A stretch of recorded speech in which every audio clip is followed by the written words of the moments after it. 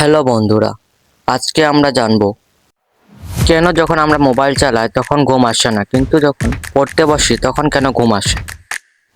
আজকে আমরা জানবো কেন পড়তে বসলে ঘুম পায়। Reason number 1, boring effect. আমাদের ব্রেন যখন বোরিং কিছু দেখে তখন এনার্জি কমিয়ে দেয়, মানে ব্রেন ভাবে এটা ইন্টারেস্টিং না, চলো ঘুমাই। এই কারণেই বই খুললেই ঘুম পেতে শুরু করে। দ্বিতীয় কারণ, তুমি আগে থেকে টায়ার্ড থাকো। সারাদিন ফোন, খেলা, কাজ করার পর যখন তুমি পড়তে বসো তখন বডি রিসেট নিতে চায়, আর তখনই ব্রেন বলে শাট ডাউন, মুড অন। তৃতীয় কারণ, তোমার এনভায়রনমেন্ট। কম আলো, চুপচাপ রুম, এগুলো ব্রেনকে সিগন্যাল দেয় এখন ঘুমানোর সময়, তাই পড়তে বসেই ঘুম আসে।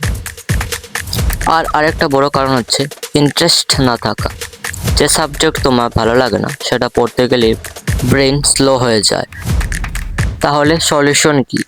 ছোট ছোট টাইমে পড়ো, ব্রাইট লাইট ইউজ করো, মাঝে মাঝে ব্রেক নাও, ইন্টারেস্টিং করে পড়ার চেষ্টা করো।